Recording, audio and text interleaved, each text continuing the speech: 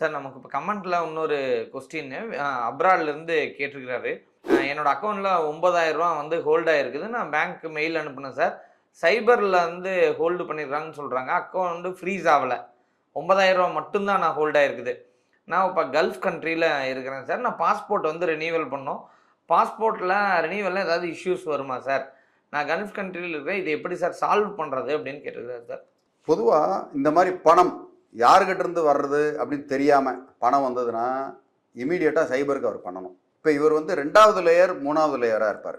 எப்படின்னா இப்போ ஒரு பணம் இவரோட நண்பர் இவருக்கு அனுப்புறாரு. ஆனால் அந்த அவருடைய நண்பருக்கு இல்லை அவன் சொந்தக்காரங்களுக்கு அந்த பணம் எங்கேருந்து வந்தது அப்படின்னு பார்த்தீங்கன்னா ஏதோ ஒரு லாட்ரி, ஆன்லைன் லாட்ரி, இல்லை வேற ஏதாவது இந்த கிரிப்டோ கரன்சி கேம் விளையாடுறது, அதில் வந்து ட்ரேடிங் பண்ணுறேன் அப்படின்னு ஏதாவது ஒன்று பணத்தை போட்டு ஒரு ஒரு பணத்தை உருட்டி பரட்டி பண்ணும்போது இந்த மாதிரி பிரச்சனைகள் வர்றதுக்கு உண்டான ஆகிருக்கு. அதனால தான் யார் பணம் கொடுத்தாலுமே இவங்க இன்னார் இதுக்கு கொடுக்குறாங்கன்னு கேட்டு பண்ணணும். அது மாதிரி 3 லேயர் 4 லேயர்லாம் பண்ணுவாங்க. ஒருத்தர் வந்து பணம் அவருக்கு ஏதோ இல்லீகலாக எங்கேயோ இருந்து வந்திருக்கும் இந்த கிரிப்டோ கரன்சின்றதை அவர் எங்கேயோ ஏமாற்றி ஏதோ ஒரு பணம் அவருக்கு வர வளைச்சிருப்பாங்க. 2வது அவர் இன்னொருத்தர் கொடுத்துருப்பார், இன்னொருத்தர் கொடுத்துருப்பார், இன்னொருத்தர் கொடுத்துருப்பார். 4 கை மாறி இருக்கும். என்ன பண்ணுவாங்க, இந்த 4 அக்கௌண்ட்டையும் ஃப்ரீஸ் பண்ணிடுவாங்க. இந்த மாதிரி நேரங்களில் எஃப்ஐஆர் போடுறதுக்குலாம் நிறையா வாய்ப்பு உண்டு. ஏன்னா அவங்க மூலியமாக தானே தெரியும்.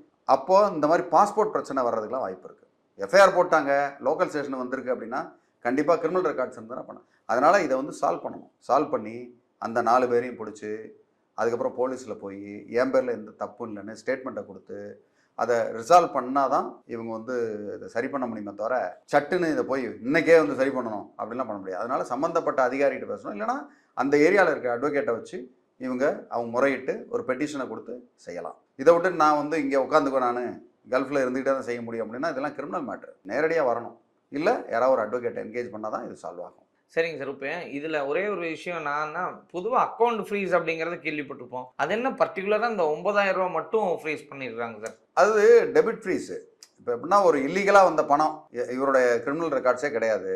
ஆனால் அந்த பணம் மட்டும் எங்கேயோ இருந்து சம்மந்தமே இல்லாத ஒரு இடத்துல இருந்து வந்திருக்கு. ஓகே, யாரோ ஒருத்தவங்க பணத்தை இழந்திருக்காங்க அப்படின்னா அந்த பணத்தை மீட்டு எடுக்கிறதுக்கு அந்த மாதிரி லீன்னு சொல்லுவாங்க.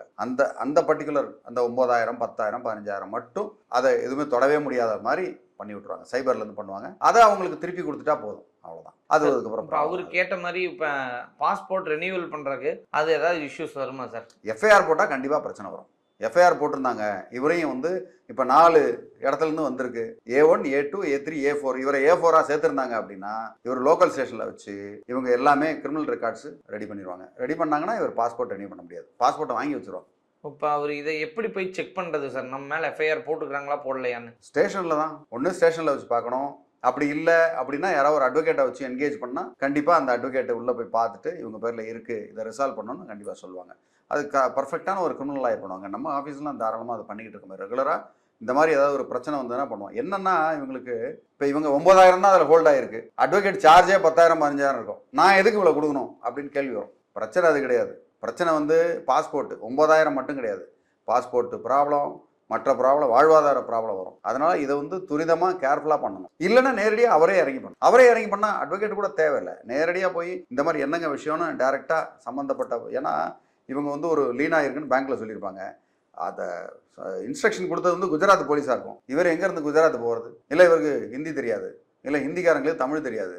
இங்கேருந்து வரும்போது அந்த மாதிரி நேரங்கள்லாம் பார்த்தீங்கன்னா ஒரு அட்வொகேட்டோ இல்லை அது சம்மந்தப்பட்ட ஸ்பெஷலிஸ்ட்டோ பண்ணால் தான் அது தெரியும். அதை விட்டுட்டு நம்ம அப்படியே இது பரவாயில்ல போனால் போதும் வேற ஒரு அக்கௌண்ட் ஓப்பன் பண்ணிப்போம் அப்படின்னா கரெக்டாக ஆதாரை வச்சு பிடிச்சிருவாங்க. எல்லாம் ஆதாரில் லிங்க் ஆயிரும். வேறு மற்ற பேங்க் அக்கௌண்ட் எல்லாமே ஃப்ரீஸ் ஆயிரும். அதனால ரொம்ப கேர்ஃபுல்லாக அதை செய்யணும் சார். இப்போ அக்கௌண்ட் ஃப்ரீஸ் ஆச்சுன்னு அவேர்னஸ் இல்லாமல் அப்படியே விடுறாரு அப்படின்னா ஒரு காலகட்டத்தில் இவருக்கு வேலை இழப்புக்கும் அது வழிவகுமா சார்? நிறைய விஷயங்கள் செய்யறதுக்கு வாய்ப்பு இருக்குது. ஏன்னா நைட்டு திடீர்னு ஒரு 2 மணி 3 மணிக்கெல்லாம் வந்து அரெஸ்ட் பண்ணிட்டு இவர் என்னதுக்காக அரெஸ்ட் பண்ணுறாங்கன்னு தெரியாது. ஏன்னா இவர் அப்படி கண்டுக்காமையே இருக்கிறது. முதல்ல இது மாதிரி வரும், அப்புறம் ஒரு 6 மாதம் கழிச்சு சம்மன் வரும். அதெல்லாம் வந்து அப்பியர் ஆகி கரெக்டாக என்னென்னு அப்பப்போ தென் அண்ட் தேர் சால்வ் பண்ணும்.